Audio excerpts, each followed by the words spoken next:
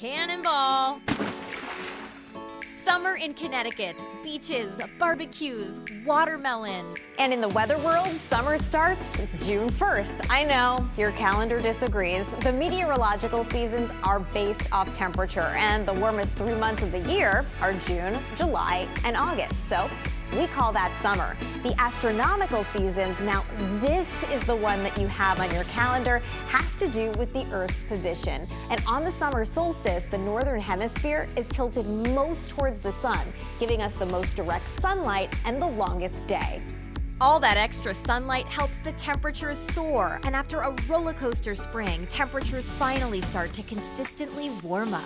So what about 2022? Will we have a lot of beach and pool days, or will you need to bring the party inside due to stormy weather? This year, the outlook is clear. Get the AC tuned up. This summer looks like a hot one, or at least above average. While we are gearing up for our second La Niña summer, this isn't necessarily a repeat of last year. Studies show La Niña has no correlation to summer temperatures in Connecticut. Instead, it's all about the North Atlantic Oscillation and Arctic oscillations, global weather patterns that can change the jet stream's orientation. We also have to consider recent trends and climate change. All seasons are warming in Connecticut, and a warmer summer is a pretty safe bet, since 7 out of the last 10 summers have been above average. Warm water temperature off the East Coast and in Long Island Sound can also play a role, keeping temperatures milder, especially at night.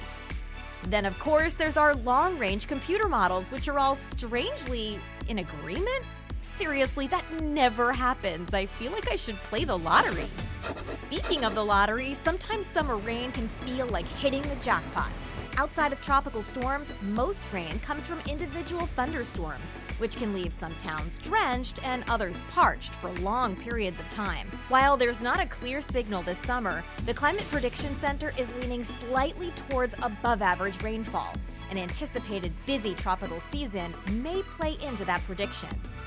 Also on our radar, so to speak, severe weather may bring you inside a few times this summer. Recent La Niña summers have seen more reports of both damaging winds and large hail compared to average.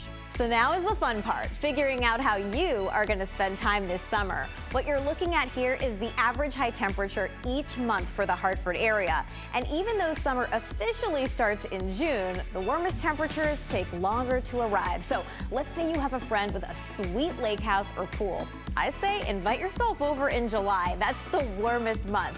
August comes in second place with an average high temperature of 83 degrees. And it's a similar story along the Connecticut shoreline. If you're planning a beach getaway, you want to dip your toes in the sand, I recommend July and August. And at the beaches, August is only slightly cooler than July, so it's almost like the shoreline gets an extended summer thanks to the warmer water of Long Island Sound. Speaking of the Sound, it does not start off warm. The average temperature in June is just 67 degrees at the New Haven Sound buoy. Then by July, those shallow pools along the shoreline can feel like bathwater, and this may surprise you. The average water temperature is the same in September as it is in June.